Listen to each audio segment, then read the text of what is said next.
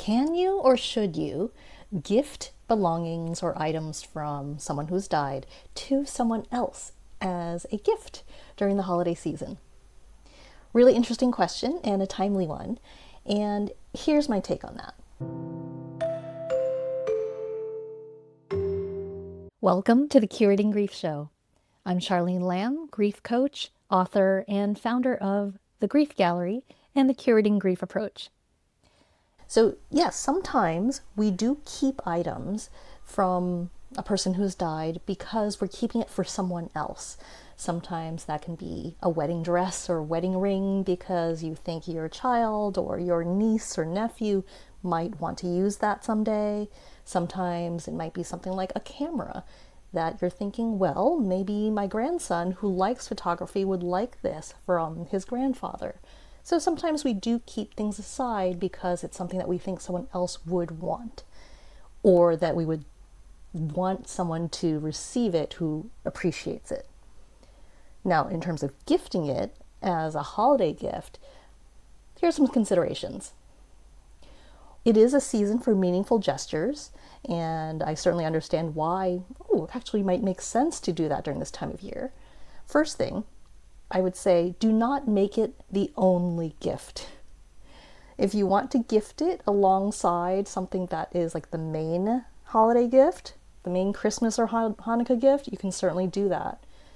I think what first came to mind was, can you imagine your nephew talking to his friends and them asking him, what did you get for Christmas? And his response is, my dead grandfather's stuff?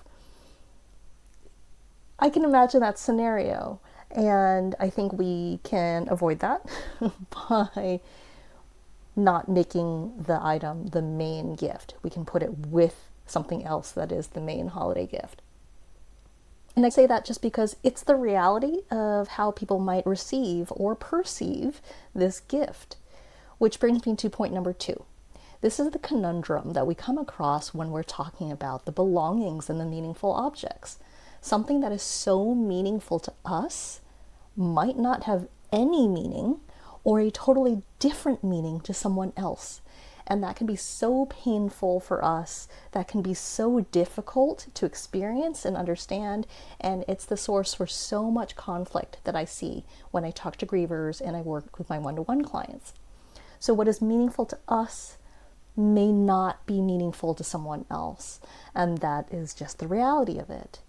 Now, we can convey the meaning. We can explain, I kept this item for you because you and your grandfather shared this love for photography, and I thought of you and I held this onto this item for you, and this is why I'm giving it to you. So we can share that meaning. And point number 3, just like any gift, it's an offering. It is something that we are giving to someone, and it's up to them whether they receive it, whether they keep it.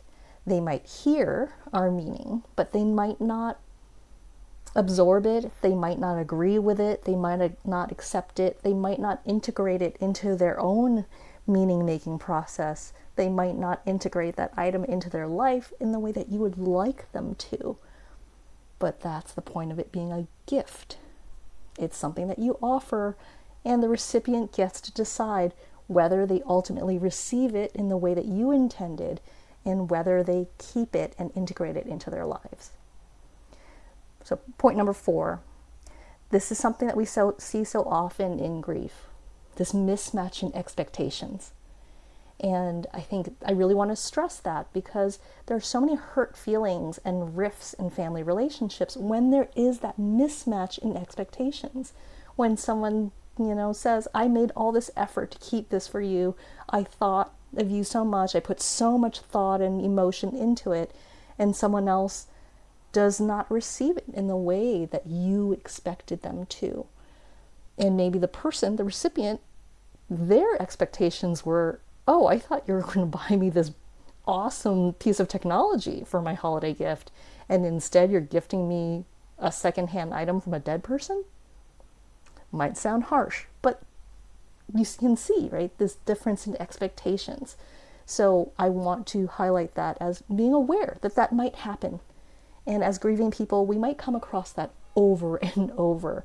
And it's something that we learn to notice, to be kind to ourselves through, and to know that it might happen. So even though it might hurt, it doesn't hit us as hard as it might. And point number 5, think about how you want to frame this gift. Not frame as in like a picture frame, but how you want to kind of set the scene for it. An idea that I like is, one, I mentioned, it's a season for meaningful gestures. So you can kind of frame it that way and say it's a season for traditions and meaningful gestures. And I wanted to gift you something in addition to this main gift of something that is meaningful to me and was meaningful to your grandfather or to your mother or to your aunt, whoever. And another way that I like to think about, we could present that is, okay, this year I'm introducing a theme or a new tradition, something old and something new, or just like the kind of thing for weddings. But you could play with that and say, oh, this holiday season, I'm bringing in this theme, something old and something new, which again gives you that frame, gives you that way to talk about, here's your gift of your new thing that you're excited about, that was on your wish list, that is the piece of technology, that is that toy, that is whatever kind of item, that is their main gift. And here's the something old that has meaning for me, that has meaning for our family, that is part of our traditions. So that way you can make space for all of it. The something old, the something new, the what you're offering and what they receive. So I hope that helps to think through that question, whether or not you gift something that belonged to someone who died to someone this holiday season.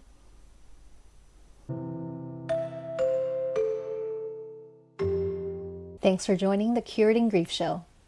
If you're dealing with the belongings or the physical stuff after a major loss, which could be a recent loss or from years ago, and if you would like some extra help, some practical and emotional support, go to curatinggrief.com. There you can find out more about my Sorting the Stuff of Life and Loss course, or any of a range of resources to help you use the lens of curating and to find a gentler, creative approach to dealing with these very difficult decisions. That's curatinggrief.com. Take care.